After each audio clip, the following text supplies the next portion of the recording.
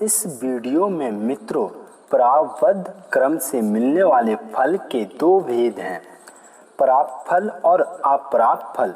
अभी प्राणियों के सामने जो अनुकूल या प्रतिकूल परिस्थिति आ रही है वह प्राप्त फल है, और इसी जन्म में जो अनुकूल या प्रतिकूल परिस्थिति भविष्य में आने वाली है वह अप्राप्त फल है। क्रियामान क्रम को जो फल अंश संचित में जमा रहता है वह प्रारब्ध बनकर अनुकूल, प्रतिकूल और मिश्रित परिस्थिति के रूप में मनुष्य के सामने आता है। अतः जब तक संचित क्रम रहते हैं तब तक प्रबंध बनता ही रहता है और प्रारब्ध परिस्थिति के रूप में परिणित होता ही रहता है। यह परिस्थिति मनुष्य को सुखी दुखी होने के लिए बाध्य नहीं करती। सुखी दुखी होने में तो परिवर्तनशील परिस्थिति के साथ संबंध जोड़ना ही मुख्य कारण है। परिस्थिति के साथ संबंध जोड़ने अथवा ना जोड़ने में यह मनुष्य सर्वथा स्वाधीन है, पराधीन नहीं। जो परिवर्तनशील परिस्थिति के साथ अपना संबंध मान लेता है वह अविवेकी पुरुष तो सुखी दुखी होता ही रहता है, परंतु जो परिस्थिति के साथ संबंध नहीं मानता वह विवेकी पुरुष कभी सुखी दुखी नहीं होता। अतः उसकी स्थिति स्वतः होती है जो कि उसका स्वरूप है। कर्मों में मनुष्य के प्रबंध की प्रधानता है या पुरुषार्थ की अथवा प्रारब्ध बलवान है या पुरुषार्थ, इस विषय में बहुत ही शंकाएं हुआ करती है। उनके समाधान के लिए पहले ही ये समझ लेना जरूरी है कि प्रारब्ध और पुरुषार्थ क्या है। मनुष्य चार तरह की चाहना हुआ करती है, एक धन की, दूसरी धर्म की, तीसरी भोग की और चौथी मुक्ति की। प्रचलित भाषा में इन्हीं चारों को अर्थ, धर्म, काम और मोक्ष के नाम से कहा जाता है। पहले हम अर्थ के बारे में बात करते हैं। धन को अर्थ कहते हैं। वह धन दो तरह का होता है, स्थावर और जंगम। सोना, चांदी, रुपए, जमीन, जायदाद, मकान आदि स्थावर है और गाय, भैंस, घोड़ा, ऊंट, भेड़, बकरी आदि जंगम है। धर्म सकाम अथवा निष्काम भाव से जो यज्ञ, तप, दान, व्रत, तीर्थ आदि किया जाते हैं उसको धर्म कहते हैं। काम के बारे में बात करें, संसार के सुख भोगों को काम कहते हैं। वह सुख भोग 8 तरह का होता है, शब्द, स्पर्श, रूप, रस, गंध, मन, बढ़ाई और आराम। शब्द 2 तरह का होता है, वर्णात्मक और ध्वन्यात्मक। व्याकरण, कोश, साहित्य, उपन्यास, गद्य, कहानी आदि। वर्णात्मक शब्द खल, तार और फूंक के 3 बाजे और ताल का आधा बाजा, ये 3.5 प्रकार के बाजे ध्वन्यात्मक शब्दों को प्रकट करने वाले हैं। इन वर्णात्मक और ध्वन्यात्मक शब्दों को सुनने से जो सुख मिलता है वह शब्द का सुख है। स्पर्श, स्त्री, पुत्र, मित्र आदि के साथ मिलने से तथा ठंडा, गर्म, कोमल आदि से अर्थात उनका त्वचा के साथ संयोग होने से जो सुख होता है वह स्पर्श का सुख है। रूप, नेत्रों से खेल तमाशा, सिनेमा, बाजीगरी, वन, पहाड़, सरोवर, मकान आदि की सुंदरता को देखकर जो सुख होता है वह रूप का सुख है। रस, मधुर, अम्ल, लवण, खट्टा, तीखा और कासाय, इन 6 रसों को चखने से जो सुख होता है वह रस का सुख है। गंध, नाक से अंतर, तेल, फुलले, लवेंडर, पुष्प आदि सूंघने से और लहसुन, प्याज आदि दुर्गंध वाले पदार्थों को सूंघने से जो सुख होता है वह गंध का सुख है। मान, शरीर का आदर सत्कार होने से जो सुख होता है वो मान का सुख है। वर्णात्मक शब्दों में 10 रस होते हैं, श्रृंगार रस, हास्य रस, करुणा, रुद्र, वीर, भयानक, विभत्स्य, अद्भुत, शांत, वात्सल्य। ये 10 ही रस चित्त द्रवित होने से होते हैं। इन 10 रसों का उपयोग भगवान के लिए किया जाए तो ये सभी रस कल्याण करने वाले हो जाते हैं, और इनसे सुख भोगा जाए तो ये सभी रस पतन करने वाले भी हो जाते हैं। बड़ई नाम की प्रशंसा वाह वाह होने से जो सुख होता है वही बड़ई का सुख है। आराम शरीर से परिश्रम न करने से अर्थात निकम्मे पड़े रहने से जो सुख होता है वह आराम का सुख है। मोक्ष, आत्म साक्षात्कार, तत्व ज्ञान, कल्याण, उद्धार, मुक्ति, भाव दर्शन, भगवत प्रेम आदि का नाम मोक्ष है। इन चारों अर्थ, धर्म, काम और मोक्ष में देखा जाए तो अर्थ और धर्म दोनों ही परस्पर एक दूसरे की वृद्धि करने वाले हैं। अर्थात अर्थ से धर्म की और धर्म से अर्थ की वृद्धि होती है, परंतु धर्म का पालन कामना पूर्ति के लिए किया जाए तो वह धर्म भी कामना पूर्ति करके नष्ट हो जाता है, और अर्थों को कामना पूर्ति में लगाया जाए तो वह अर्थ भी कामना पूर्ति करके नष्ट हो जाता है। तात्पर्य यह है कि कामना धर्म और अर्थ दोनों को खा जाती है। इसलिए गीता में भगवान ने भी कामना को महाशन, बहुत खाने वाला बताते हुए उसके त्याग की बात विशेषता से कही है। यदि धर्म का अनुष्ठान कामना का त्याग करके किया जाए तो वह अंतःकरण शुद्ध करके मुक्त कर देता है। ऐसे ही धन को कामना का त्याग करके दूसरों के उपकार में, हित में, सुख में खर्च किया जाए तो वह भी अंतःकरण शुद्ध करके मुक्त कर देता है।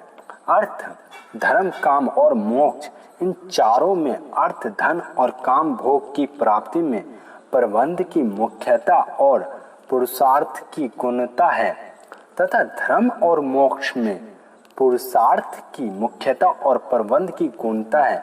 प्रारब्ध और पुरुषार्थ दोनों का क्षेत्र अलग अलग है और दोनों ही अपने अपने क्षेत्र में प्रधान है। इसलिए कहा गया है कि अपनी स्त्री, पुत्र, परिवार, भोजन और धन में तो संतोष करना चाहिए, और स्वाध्याय, पाठ, पूजा, नाप, जप, कीर्तन और दान करने में कभी संतोष नहीं करना चाहिए। यह हुआ कि प्रवर्त के फल, धन और भोगों में तो संतोष करना चाहिए, क्योंकि वे प्रारब्ध के अनुसार जितने मिलने वाले हैं उतने ही मिलेंगे, उससे अधिक नहीं। परंतु धर्म का अनुष्ठान और अपना कल्याण करने में कभी संतोष नहीं करना चाहिए, क्योंकि ये नया पुरुषार्थ है और इसी पुरुषार्थ के लिए मनुष्य शरीर मिला है। कर्म के 2 भेद हैं, शुभ और अशुभ। शुभ कर्म का फल अनुकूल परिस्थिति में प्राप्त होना है और अशुभ कर्म का फल प्रतिकूल परिस्थिति में प्राप्त होना है। कर्म बाहर से किए जाते हैं, इसलिए उन कर्मों का फल भी बाहर की परिस्थिति के रूप में ही प्राप्त होता है, परंतु उन परिस्थितियों से जो सुख दुख होते हैं वे भीतर होते हैं। इसलिए उन परिस्थितियों में सुखी तथा दुखी होना शुभाशुभ कर्मों का अर्थात प्रारब्ध का फल नहीं है, अपनी मूर्खता का फल है। अगर वही मूर्खता चली जाए भगवान पर, जैसे जिस प्रकार बच्चे का पालन करने और ताड़ने करने में दोनों में माता कहीं कृपा नहीं होती, उसी प्रकार जीवन के गुण दोषों का नियंत्रण करने वाले परमेश्वर की कहीं भी किसी पर कृपा नहीं होती। अथवा प्रारब्ध पर विश्वास हो जाए तो प्रतिकूल से प्रतिकूल परिस्थिति आने पर भी चिंता में प्रसन्नता होगी, हर्ष होगा, कारण के प्रतिकूल परिस्थिति में पाप करते हैं, आगे पाप न करने में सावधानी होती है और पापों के नष्ट होने से अंत कारण की शुद्धि होती है। साधक को अनुकूल और प्रतिकूल परिस्थिति का सदुपयोग करना चाहिए, दुरुपयोग नहीं। अनुकूल परिस्थिति आ जाए तो अनुकूल सामग्री को दूसरों के हित के लिए सेवा बुद्धि से खर्च करना अनुकूल परिस्थिति का सदुपयोग है और उसका बुद्धि से भोग करना दुरुपयोग है। ऐसे ही प्रतिकूल परिस्थिति आ जाए तो सुख की इच्छा का त्याग करना और मेरे पूर्वकृत पापों का नाश करने के लिए, भविष्य में पाप ना करने की सावधानी रखने के लिए और मेरी उन्नति करने के लिए ही प्रभु कृपा से ऐसी परिस्थिति आई है, ऐसा समझकर परम प्रसन्न रहना प्रतिकूल परिस्थिति का सदुपयोग है और उससे दुखी होना दुरुपयोग है। मनुष्य शरीर सुख दुख भोगने के लिए नहीं है। सुख भोगने के स्थान स्वर्ग दिक है और दुख भोगने के स्थान नरक तथा 84 लाख योनियां हैं। इसलिए वे भोग योनियां हैं और मनुष्य कर्म योनियां हैं। परंतु ये कर्म योनि के लिए जो मनुष्य शरीर में सावधान नहीं होते, वे केवल जन्म जन्मांतर तक घूमते रहते और भटकते रहते हैं तथा मरने के सामान्य प्रवाह में ही पड़े हुए हैं। वास्तव में मनुष्य शरीर सुख दुख से ऊंचा उठने के लिए अर्थात मुक्ति की प्राप्ति के लिए ही मिला है। इसलिए इसको कर्म योनि ना कहकर साधन योनि ही कहना चाहिए। जैसे कि कहा गया, जो होने वाला है वो होकर ही रहता है और जो नहीं होने वाला वो कभी नहीं होता। ऐसा निश्चय जिनकी बुद्धि में होता है उन्हें चिंता कभी नहीं सताती। प्रारब्ध कर्मों के फलस्वरूप जो अनुकूल और प्रतिकूल परिस्थितियां आती है, उन दोनों में अनुकूल परिस्थिति का स्वरूप से त्याग करने में तो मनुष्य स्वतंत्र है, पर प्रतिकूल परिस्थिति का रूप से त्याग करने से मनुष्य परतंत्र है। अर्थात उसका स्वरूप से त्याग नहीं किया जा सकता। कारण यह है कि अनुकूल परिस्थिति दूसरों का हित करने, उन्हें सुख देने के फलस्वरूप बनी है और प्रतिकूल परिस्थिति दूसरों को दुख देने के स्वरूप बनी है।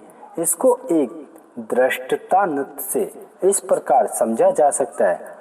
श्यामलाल ने रामलाल से 100 रुपये उधार दिए।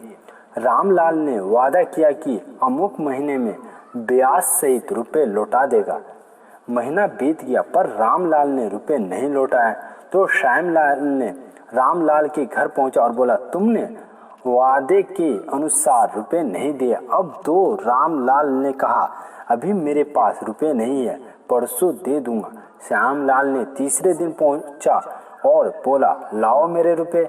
रामलाल ने कहा, अभी मैं आपके पैसे नहीं जुटा सका, परसों आपके रुपए जरूर दूंगा।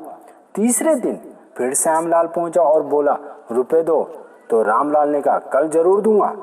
दूसरे दिन श्यामलाल फिर पहुंचा और बोला, लाओ मेरे रुपए। रामलाल ने कहा, रुपए जुटा नहीं पा रहा हूँ, मेरे पास रुपए है ही नहीं, तो मैं कहाँ से दूँ, परसों आना। रामलाल की बात सुनकर श्यामलाल गुस्सा आ गया और परसों परसों करता है, रुपए देता नहीं है, ऐसा कहकर उसने रामलाल को 5 जूते मार दिए। रामलाल ने कोर्ट में नालिश शिकायत कर दी। श्यामलाल को बुलाया गया और पूछा गया, तुमने इसके घर पर जाकर जूता मारा है? तो श्यामलाल ने कहा, हाँ साहब, मैंने जूता मारा है। मजिस्ट्रेट ने पूछा, क्यों मारा? श्यामलाल ने कहा, इसको मैंने रुपए दिए थे पर इसने वादा किया था कि मैं इस महीने रुपए लौटा दूंगा। महीना बीत जाने पर मैंने इसके घर पर आ जाकर रुपए मांगे तो कल परसों कहकर इसने मुझे बहुत तंग किया है। इस पर मैंने गुस्से में आकर इसे 5 जूते मार दिए। तो सरकार 5 जूते के 5 रुपए काट कर शेष रुपए मुझे दिला दिए। कहा, ये फौजदारी कोर्ट है, यहाँ रुपए दिलाने का कायदा नियम नहीं है, यहाँ दंड देने का कायदा है। इसलिए आपको जूता मारने के बदले में कैद या जुर्माना भोगना ही पड़ेगा। आपको रुपए लेने हो तो दीवानी कोर्ट में जाकर नालिश करो, वहाँ रुपए दिलाने के कायदे हैं, क्योंकि वह विभाग अलग है। इस तरह अशुभ कर्मों का फल जो प्रतिकूल परिस्थिति है वह फौजदारी है, इसलिए उसका स्वरूप से त्याग नहीं कर सकते। और शुभ कर्मों का फल जो अनुकूल परिस्थिति है वहाँ दीवानी है, इसलिए उसको स्वरूप से त्याग किया जा सकता है। इससे यह सिद्ध हुआ है कि मनुष्य को शुभ अशुभ कर्मों का विभाग अलग अलग है, इसलिए शुभ कर्मों और अशुभ कर्मों का अलग अलग संग्रह होता है। स्वाभाविक रूप से ये दोनों एक दूसरे से कटते नहीं हैं, अर्थात पापों से पुण्य नहीं करते और पुण्य से पाप नहीं करते। हाँ, अगर मनुष्य पाप काटने के उद्देश्य से प्रयाश्चित रूप से शुभ कर्म करता है तो उसके पाप कट सकते हैं।